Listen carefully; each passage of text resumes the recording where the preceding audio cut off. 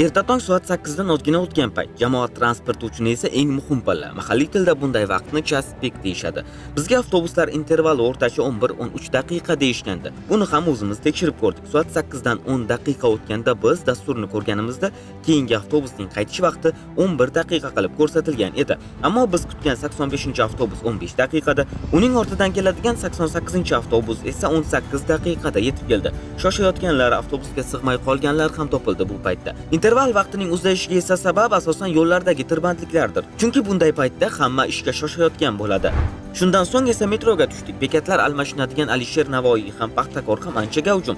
Metroning yetib kelish vaqti esa 5 daqiqadan oshmayapti. Shu yo'l bilan eng gavjum Chilonzor metro bekatiga bordik. Soat esa 9 dan o'tgandi. Bu yerda esa yo'lovchilar soni nihoyatda ko'p. Kutayotganlar ham anchagina. Hattoki ba'zilar keyingi vagonlarni ham kutishga majbur bo'lishdi. Lekin quvonarli jihat ham bor. Metrolarning bekatga yetib kelish vaqti 3 daqiqadan oshmayapti. Hattoki yarim daqiqada kelib yo'lovchilarni olib ketgan holatlar ham kuzatildi. Bu holatlarni o'rganish uchun biz erta tongda yo'lga chiqqanimiz uchun balki intervallar shunchalik qisqadir. Qolgan paytlarda esa qanday bo'ladi, buni bugun mutaxassislar gapirib berishadi. Bu manzaraga deyarli har kuni duch kelamiz.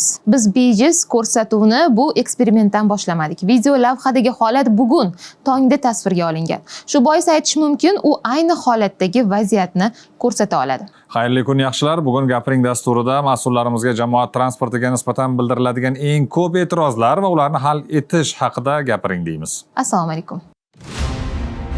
Ko'chada avtomashina to'lib ketdi, yurib bo'lmayapti degan e'tirozlar juda ko'p bo'lyapti. Bunda yana bitta sabablardan bittasi alternativ yo'qligi. O'sha 1000 ta avtobusimiz to'liq konditsioner bilan ta'minlangan. Qanchadan beri ishlamayapti? Bilmayman, meni mashinam emas. Men bugun chiqdim bunga. TTZga metro boradi deyishdi. Qachon boradi va qaysi yo'l bilan boradi? Loyiha bo'yicha, demak, bekatlar ham to'g'ridan to'g'ri, demak, yo'lni o'rta qismiga olib ko'chirib o'tkaziladi. Biz hali haydovchilarimizdan bunaqa madaniyatni kutishga sal ertami deyman.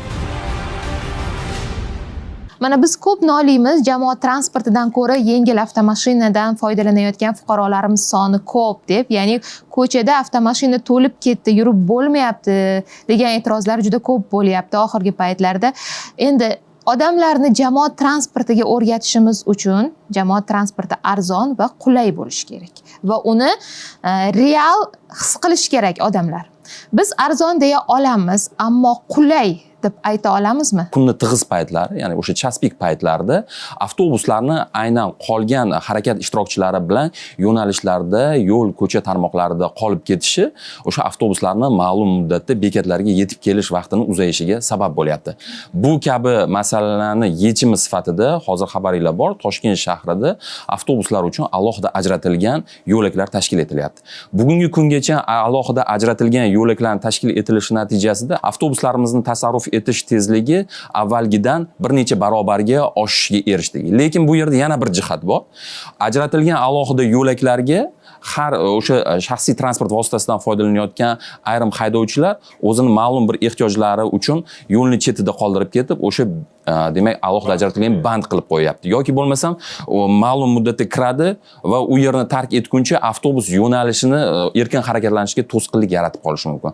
Aynan shu holatlarni oldini olish bo'yicha ma'muriy javobgarlik to'g'risidagi kodeksga ham tegishli o'zgartirishlar kiritildi va o'sha yengil transport vositalarini jamoat transporti uchun ajratilgan alohida yo'laklarda harakatlanganligi uchun ma'muriy javobgarlik bugungi kunda belgilab qo'yildi. Shota Rustaveli ko'chasida yangi, ya'ni yo'lni o'rtasidan avtobus yo'lagi tashkil etilyapti. Menda hozir savol tug'ilyapti. Masalan, bekat uchun baribir chetga o'tish kerak avtobus. Mana shunda noqulaylik tug'dirmaydimi? Shota Rustaveli ko'chasida avtobuslar harakatlanishi uchun demak yo'lni o'rta qismida alohida ajratilgan yo'lak tashkil etilishi ko'zda tutilgan.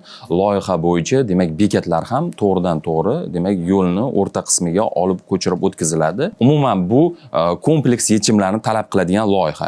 Ya'ni bu yerda demak svetoforlarning ishlashi to'liq bir uzviy holati tashkil etiladi. Ya'ni siz aytganingizdek, o'sha yo'lovchi baribir yo'lni qatnov qismidan bekatga o'tishi kerak. Yo bo'lmasam avtobusdan tushgandan keyin yo'lni qatnov qismini kesib o'tgan holatda, demak yo'lni chetiga o'sha alohida piyodalar uchun ajratilgan yo'lakka o'tishi kerak. Bu jihatlarni hammasi loyihada inobatga olingan. O'rta yo'lakda jamoat transportiga xalaqit qilish mumkin bo'lgan holatlarni maksimal darajada cheklashga erishamiz. Qaysi davlat tajribasidan olinyapti? Turkiya davlatining tajribasi, Ularda avtobus yo'q-ku o'rtada yuradigan. Ularda alohida Tramvay BRT bor. yo'nalishlari tashkil etilgan, metro BRT yo'nalishlari, bu alohida yo'lagan, o'rtaga olingan bu BRT yo'nalishi hisoblanadi. Janubiy Koreyaning tajribalari kabi davlatlarning tajribasi o'rganilgan. Juda ham yaxshi. Yana endi ikkinchi masala bu yerda piyodalarning xavfsizligi. Ular endi bir tomonda bo'lganda-ku faqat narigi tomondagilar yo'ldan kesib o'tardi. Endi har ikki tomondagilar yo'lni kesib o'tishiga to'g'ri keladi. Bunaqa narsa bo'ladigan bo'lsa, lekin biz hali haydovchilarimizdan bunaqa madaniyatni kutishga sal ertami deyman. Prioritet avtobusga beriladi. Avtobus uzluksiz harakatlanadi. Bu yerda qolgan transport vositalari to'xtab turgan taqdirda avtobus harakatlanib o'tib ketadi va bekatga kelib to'xtagan paytda yo'lovchilarni xavfsiz o'tib olishi uchun, demak, svetoforlar tizimi ham aynan o'sha tizim bilan parallel ravishda ishlashga moslashtiriladi. Biz hozirda mana bir kunda 1530 dan ortiq avtobusni yo'nalishga chiqaramiz va 21 mingta qatnov amalga oshirmoqda. Bu ko'rsatkich, xabaringiz bor, davlatimiz rahbari alohida bizning sohaga e'tibor qaratib, mana bu islohotlarni boshlamasimizdan oldin juda past ko'rsatkichni tashkil qilgan. Hatto avtobuslarimizning intervali ham 35 daqiqa, 40 daqiqalarni ham tashkil etgan. Bu barchaga ma'lum ko'rsatkich. Hozirda mana shu avtobuslarni yangi xarid qilib, ularni yangi yo'nalish tarmoqlarini tashkil etilganligi, ya'ni yo'nalish tarmog'i nima bu? Avtobus yo'nalishlarini talabdan kelib chiqib, fuqarolarimizdan kelib tushgan murojaatlar asosida kerakli yo'nalishlarni ochish, ularni to'g'ri yo'nalishga o'zgartirishlar kiritish kabi islohotlar amalga oshirilganligi uchun fuqarolarimiz, aholimiz o'rtasida jamoat transportidan foydalanish ulushi ham 18% dan 31% ga ko'tarildi. Bu juda katta ko'rsatkich hisoblanadi. Endi jamoat transporti foydalanuvchilari, poytaxt aholisi nima deydi? O'zi ular bu tizimdan rozimi? So'rovnomani ko'ramiz. Assalomu alaykum aka. Doim avtobusda harakatlanasizmi? Da, doim. Qanaqa sharoitlari? Sharoitlar yaxshi, konditsioner ba'zida ishlamay qolishi ham unda. Qanchadan buyon kutyapsiz? Tez keladimi o'zi? Hozir endi tushdim. Intervali tez 5 minut. To'g'risini aytsam, kartaga o'tgandan beri anaqa ostanovkada ko'p turishmaydi, srazi odam olib chiqishga ulgurmasdan ham ketib qolishadi bir xilda. Bunaqa sal kutib turishmaydi. Eski avtobuslarda o'rindiqlari va hidi ham yaxshi emas. Umuman olganda avtobuslar yangi bo'lgani va to'lovlar naqd pulsizligi jarayonlarini ancha tezlashtirgan. Aholining ham fikri bu borada pozitiv, ammo avtobusga chiqqanimizda holat yaxshi emasligini ko'rdik.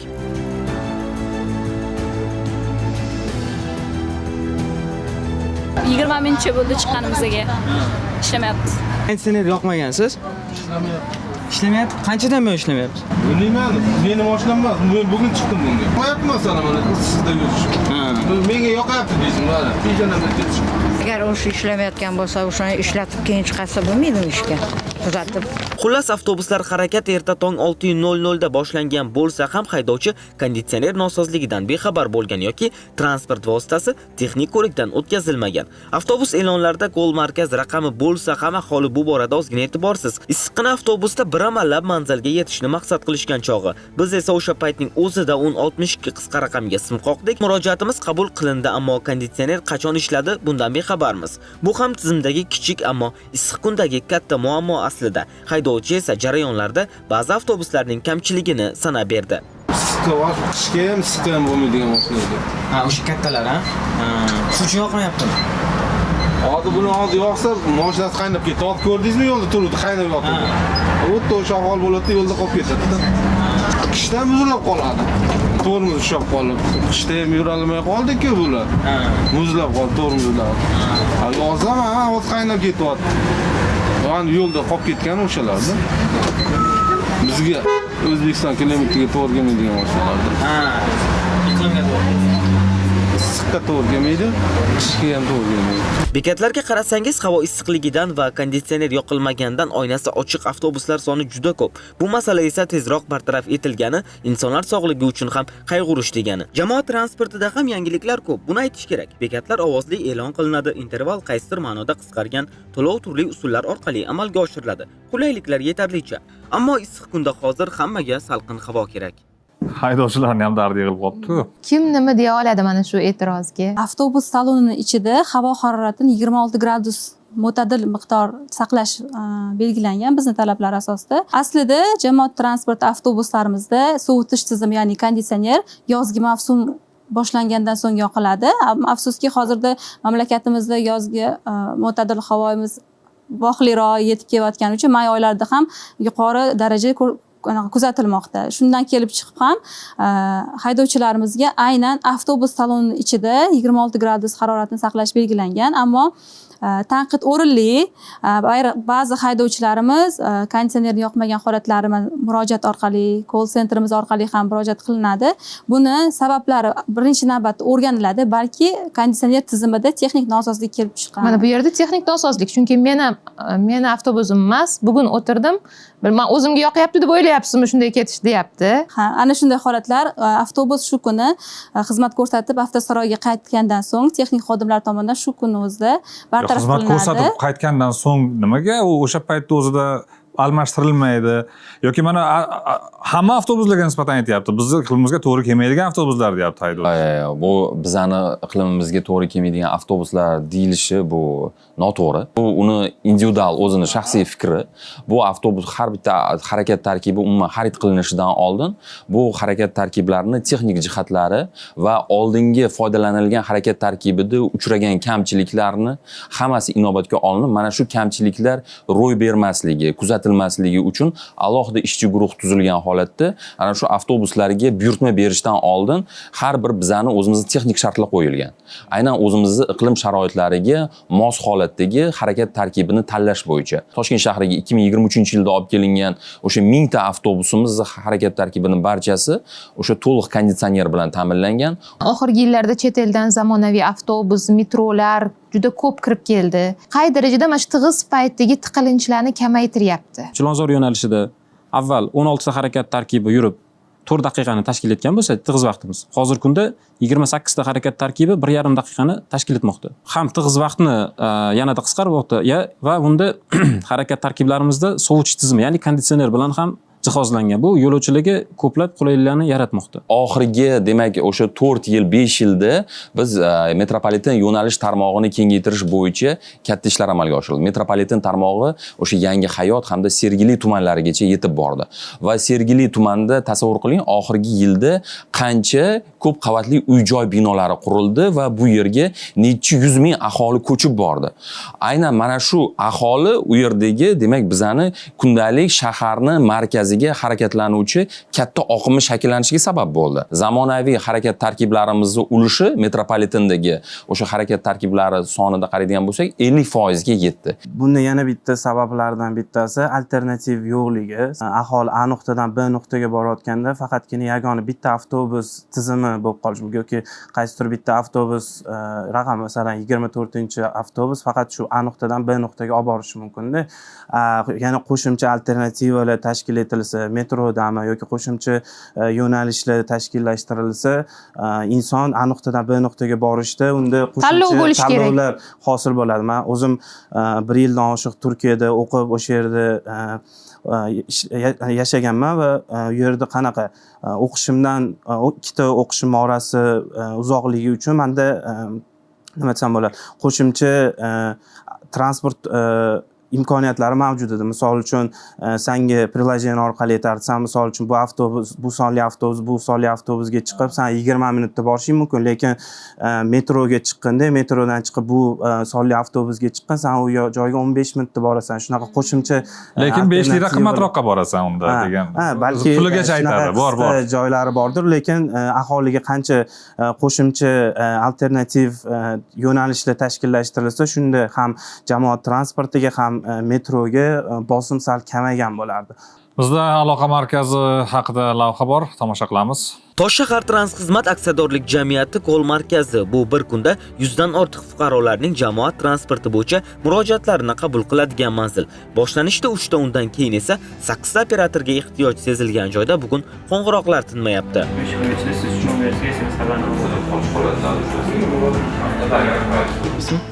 Kelganimizda men eng ko'p murojaat sizda bo'lyapti. Nimaga bunaqa o'zi? Murojaat qabul qilsam bo'ladi. Marhamat. Fuqarolarning aksariyati avtobuslarda konditsioner yoqilmagani sabab 1062 qisqa raqamlarga qo'ng'iroq qilishmoqda. Davlat raqamini bilasizmi? Qaramaganman, men ishxonaga qatnab kelaman. Nechta 150 ga o'tirgan bo'lsam, yog'oqman bittasida chulpa yoqilgan edi. Hozir murojaat tegishli joyga yuboryapsiz-ku, qanchada hal bo'ladi? Misol uchun, shu kuni bo'yi yana konditsionerni issiq holda yoqib yurmaydimi ish qilib? Ular ko'rib chiqishadi, o'sha har bitta shikoyatni ko'rib chiqishadi. Ko'rib 15 kun, 2 kun ichida o'shalarga SMS xabarnoma boradi. Yo, masalan, 15 kunda boradigan bo'lsa, hozir mantiq qayerda qoladi? Bu konditsionerni qachon yoqadi shunda? Telefoningizni bering, deysiz, men gaplashaman o'zim deydi. Men Toshshahar Transxizmatdan 1060 dan qolma, yoqing. Bo'ldi deydi, u уже возраженияsi bo'lmaydi. Konditsioner muammosi qaysidir ma'noda shu yo'l bilan hal bo'lar ekan, kol markazida bugun yana qanday murojaatlar bor? Aholini jamoat transportlarida nimalar qiynamoqda? Bekat qo'yib berish masalasi bo'yicha, ya'ni oldin endi naqd pul bo'lgan paytda avtobus haydovchilari mumkin bo'lmagan bekat yo'q bo'lgan joylardan to'xtashgan. O'sha aholi to'planib turgan, endi eskidan bo'lgan shunaqa joylar. Endi aholimiz o'sha joyga o'rganganligi yuzasidan anaqa bekat qo'yib beringlar deb Toshshahar Transxizmatga murojaat qilishadi. Lekin bu bekat masalasi bo'yicha o'sha hokimiyatga murojaat qilishsa, ular o'rganib chiqib, o'sha joyini ko'rib, ular qo'yib berish masalasini ular hal qilishadi. Jarayonlar shu bilan cheklanib qolmaydi. Operatorlar avtobus haydovchilari va har bir lokatsiyani to'liq kuzatib borishadi. Ya'ni shofyorlarning muomalasi, ularning telefondan foydalanmasligi, hattoki avtobusda chekish ham nazoratga olingan. Shu bilan birga kameralar orqali buyumlar yo'qolishining ham oldini olinyapti. Ma'lumot o'rnida aytishimiz kerakki, agar sizda ham murojaat bo'lsa, nafaqat 1062 raqami orqali, balki ATTO platformasida ushbu QR kodni skanerlab ham avtobusning holati, tozaligi va haydovchilarning muomalasi yoki faoliyatini baholab chiqishingiz mumkin bo'ladi. Tasbih paytida kelganda o'sha tashlama, yuklama u avtomatik oshib ketadi. Sababi hamma ertalab misol mashinasi o't oldiradi, qizdirgandan keyin undan o'sha tashlamalar me'yori oshib ketadi. Eng tirbandliklar Toshkent shahrida bir kunda 1 milliondan ortiq avtotransport harakatlanadi. Misol ertalab va kechqurun o'sha analizlar o'tkazilganda Toshkent shahrida o'sha me'yordan ortiq tashlama tashlangani aniqlangan. Agar biz ahamiyat beradigan bo'lsak, bitta elektrobus yiliga salkam 47 tonna CO2 tashlamalarni qisqarishiga olib keladi. Ekologiyaga chiqarilayotgan zararli tashlamalarni salkam 47 tonna. Umumiy olib qaraydigan bo'lsak, bugungi kunda Toshkent shahrida 320 ta elektrobuslarimiz hozirda harakatlanyapti. Va bu degani yiliga, demak, o'sha zararli CO2 tashlamalarini 15,000 tonnaga kamayishiga erishganimizni ko'rsatadi. Endi jamoat transporti albatta bu shaxsiy avtomashinalarning oldida juda ulush kam aslida. Ekologiyani buzish yoki uni asrash masalasida shaxsiy avtomobillar aslida ko'proq bu yerda rol o'ynaydi. To'g'ri, lekin bitta yana jihati bor, Hamza aka, shu aytib o'tish kerak. Mana shu jamoat transporti tizimini rivojlantirilishi va uni qulaylashib borayotganligi natijasida o'z-o'zidan undan foydalanuvchi yo'lovchilarimiz ko'rsatkichi ko'payib boryapti. O'sha bundan avvallar mana shu islohotlar boshlanishidan avval poytaxt avtobuslari bir kunda 500,000 550,000 atrofida yo'lovchi tashigan bo'lsa, bugungi kunda bu ko'rsatkichimiz salkam 1,5 millionga yetdi. Metropolitenda tashilayotgan yo'lovchilarimiz yuqorida aytilgandek 300,000, 320,000 atrofida yo'lovchi tashilgan bo'lsa, bir sutkada bugungi kunda metropolitenning o'zi 1 million nafar yo'lovchiga xizmat ko'rsatyapti. Ya'ni umumiy olib qaraganimizda shahar jamoat transporti kuniga 2,5 million yo'lovchiga xizmat ko'rsatyapti, tashyapti. Va mana shu tizimda amalga oshirilgan islohotlarning natijasida kundalik shaharda harakatlanayotgan shaxsiy transport vositalarini sonini biz 214 mingtaga kamaytirishga erishdik. Tizim yaxshilanayotganini tan olamiz, ammo guruch kurmaksiz bo'lmaydi. Mana hozir o'zingiz aytyapsiz, millionlab demak insonlarga xizmat ko'rsatilyapti va unda tabiiyki munosabatlarda haydovchi va yo'lovchilar o'rtasidagi munosabat, qo'pol munosabatlarni ham guvohi bo'lamiz gohida. Umuman bu kabi e'tirozlarni, ya'ni yo'lovchilar bilan o'zi masalan idorada feedback amalga oshiriladimi? E'tirozlar qabul qilinadimi? Monitoring qilinadimi? 2025-yil 1-yanvardan e'tiboran biza shahar jamoat transporti avtobuslar salonida naqd pulda to'lovlarni qabul qilish amaliyotidan to'liq voz kechdik. Bu amaliyotdan voz kechilishidan asosiy ko'zlangan maqsad nima edi? Birinchi galda harakat xavfsizligini ta'minlash. Aholini bir nuqtadan ikkinchi nuqtaga o'sha xavfsiz holatda yetib olishini tashkil etib berish. Ikkinchisi, demak, to'lovlar shaffofligini 100% ta'minlash edi. Boya avvalgi tizimda holat qanaqa edi? Biz mana shu yangi tizimga o'tganimizdan keyin avtobus haydovchisini to'g'ridan-to'g'ri yo'lovchi bilan kontraktga kirishishini to'liq chekladik.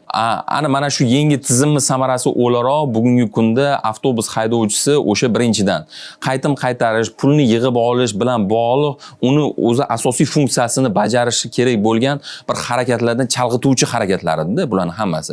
Endi hozir mana shu oshiq ortiqcha harakatlar to'g'ridan-to'g'ri yo'lovchi bilan munosabatga kirishdagi kontaktdan xalos bo'lgandan keyin u bor e'tiborini faqatgina reysni bajarish, reysni xavfsiz holatda, yo'l harakati xavfsizligi qoidalariga to'liq amal qilgan holatda bajarishni asosiy o'zini vazifasiga kirishga erisha oldik.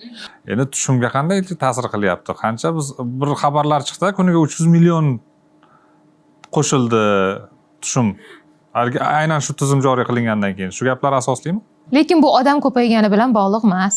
Yo'q, u tabiiy, buni endi masalan o'sha qaysidir summani chasti ketganda cho'ntaklarga bizni hozir 100% ishonch bilan ayta olamiz, tushgan har bir tiyin to'g'ridan-to'g'ri shahar byudjetiga borib tushyapti. Ko'rsatuvimizga Janubiy Koreyada yashayotgan, har kuni deyarli jamoat transportidan foydalanadigan hamyurtimiz demak o'z fikr mulohazalarini jo'natganlar. Bugun biz sizdan Janubiy Koreyadagi jamoat transporti haqida ma'lumotga ega bo'lamiz. Bir martalik chiptalarning narxi O'zbek so'mida 9-10 ming so'm bo'lgan kartalardan faqat 1 soat davomida shahar bo'ylab bitta yo'nalishda foydalanishingiz mumkin bo'ladi. Plastik kartalar bilan ishlatadigan bo'lsak, metrodan avtobusga yoki avtobusdan boshqa avtobusga o'tsak, hech qanaqa pul olinmaydi. Ikkita transport almashgandan keyin olinishi mumkin, juda ham kichik miqdorda. Aytaylik 1800 so'm bir martalik to'lov bo'lsa, ikkita yoki 3 tadan keyin 200 so'm qo'shimcha to'lov olinishi mumkin. Har bitta avtobusga kelish-ketish vaqtlari aniq ko'rsatib turiladi. Bir joyga ma'lum bir vaqtda borishimiz kerak bo'lsa, aniq xarid orqali ko'rib, qaysi vaqtda keladi va qaysi vaqtda yetib borishimiz mumkinligini bilsak bo'ladi.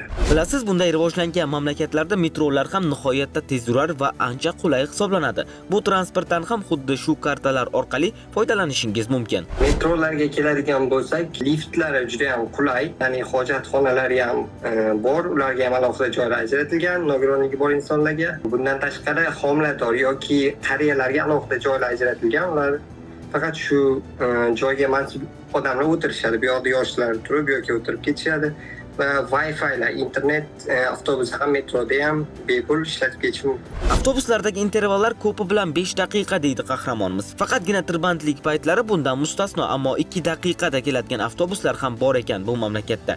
Janubiy Koreyada avtobuslar uchun alohida yo'laklar bor, ammo unda oddiy mashinalar ham harakatlanishi mumkin, faqat to'xtab turishi mumkin emas deydi vatandoshimiz. Xo'p, sharoitlar nogironligi bo'lgan shaxslar uchun qanday? Avtobus bekatlarida monitorlar doimiy ko'rsatib turadi va u yoqdan administratorlar gapirib turishadi, 2 daqiqada shu raqamdagi avtobus keladi yoki 1 daqiqada yoki yetib kelgani haqida. Bundan tashqari yo'llarda ko'rishimiz mumkin. Alohida belgilangan yo'llar bor. Ular ko'zi ojiz insonlar uchun hassa yoki boshqa bir jihoz bilan yurishganda yo'lga qarab bilishlari mumkin. Yana bir qiziq ma'lumot, yo'lovchilar ba'zida bepul harakatlanishi ham mumkin ekan.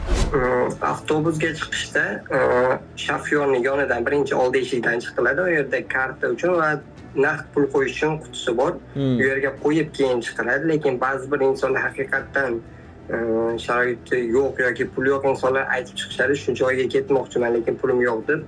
Ko'p holatlarda shofyorlar buni tushunadi, mayli chiqing deyishadi. Gruziyada shunaqa bo'lgan, biz oilaviy avtobusga chiqib olganmiz, bilganimiz yo'q, yo'limizda naqd pulimiz bor, ularda ham naqd pulsiz to'lov ekan. Beramiz desak, pul olishga qo'rqyapti, haydovchi yo'q deyapti, karta deyapti, kartamiz yo'q, nima qilaylik unda desak, o'tiringlar deyapti, bo'ldi deyapti, olib borib qo'yapti. Va yana mana Londonda bo'lganimda, agar kartadan to'lasangiz birmuncha arzon ekan, naqd to'lasangiz qimmat ekan.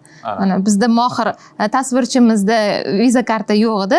Yana shunisi qiziqki, bitta kartadan ikki kishiga imkonsiz ekan. Bittasi baribir alohida to'lanish kerak ekanda. Shunaqa noqulayliklari ham bor, lekin bir tarafdan qarasangiz, masalan, o'sha elektron tizimga o'rgatish uchun naqddan voz kechish uchun o'rgatilgan bu ham. Transportdan foydalangan holatda biz o'sha yo'lovchilarga, demak, yo'l haqida chegirmalar taqdim qilamiz. Masalan, birinchi avtobus 1 soatda ichida agar bir nechta avtobusdan foydalanadigan bo'lsa, birinchi to'lov 1700 so'm bo'ladigan bo'lsa, ikkinchi to'lov 700 so'm, uchinchi to'lov mutlaqo bepul. Xuddi shu aytganlaridek, agarda metropolitenda birinchi marta foydalanadigan bo'lsak 1700 so'm, undan chiqib avtobusda harakatlanadigan bo'lsak 1100 so'm, avtobusdan keyin yana metropolitenga tushadigan bo'lsa 700 so'm, o'sha undan keyingi to'lovlar 1 soat mobaynida mutlaqo bepul bo'ladi. Xuddi shu o'rinda foydalanib turib, bu birinchidan bizga nima? Yo'lovchilarga qulaylik hamda misol uchun o'zimiz kuzatishimiz mumkin, metropolitenda oldingi paytlar bilan hozirgi payt, oldin kassa oldilari juda tirbandlik yuzaga kelardi. Lekin biz elektron navbatlar bo'lardi. Navbat ko'payib ketadi. Hozirgi kunda biz shu elektron to'lov tizimiga o'tganimizdan keyin kassa oldidagi tirbandliklarni oldin oldik. So'nggi yillarga e'tibor beradigan bo'lsak, metropolitenda yer usti bekatlarimiz juda ko'plab qurilmoqda. Oxirgi 4 yil ichida metropolitenda umumiy metropoliten bekatlar soni 50 taga yetdi. Avval 29 dan tashkil etgan, undan 21 tasi yer usti bekatlarimiz. Bu hozirgi kunda yo'lovchilarga juda ko'plab qulayliklar yaratmoqda. Ham shu aytishimiz mumkin, A nuqtadan B nuqtaga, ya'ni foydalanish, ya'ni oldin avtobusda kelib yoki taksida metropolitenga tushilgan bo'lsa, hozirgi kunda misol uchun Qo'yliq bozori yoki bo'lsa shu Sergelini bir Xonobod deyishimiz mumkin yoki misol uchun Qipchoq bekatlarida metropoliten bo'lmagan. Hozirgi kunda shu aholiga qulaylik yaratilib, shu bekatlar qurilib, hamda bu imkoniyati cheklangan yo'lovchilarga ham juda ko'plab qulaylik yaratilmoqda. TTZga metro boradi deyishdi. Qachon boradi va qaysi yo'l bilan boradi? Shu ham qiziq. Hozirgi kunda Chilonzor liniyasini, demak, TTZ hududigacha kengaytirish ko'zda tutilmoqda. Bunda yer usti bo'ladimi, yer osti? Bunda demak, Pushkin metro bekatidan yo'nalish, alohida yo'nalish tarmog'i tortilishi hozirda rejalashtirilmoqda. Bunda ma'lum bir qismi, demak, yer usti hududida amalga oshiriladi, yer usti liniyasi ko'rinishida, ma'lum bir bekatlarimiz esa yer ostidan o'tishi ko'zda tutilgan. Va bizda yana navbatdagi so'nggi lavha jamoat transportidan foydalanishga rag'batni kuchaytirish juda ham dolzarb bugungi kunda. Bu yoqdan islohot bo'lyapti-yu, lekin bu yoqdan masalan qulay muhit yaratilishga harakat qilinyapti. Lekin targ'iboti, uni o'sha odamlarni jalb qilish masalasi bor. Radiodagi hamkasblarimiz qiziq loyiha boshlashgan.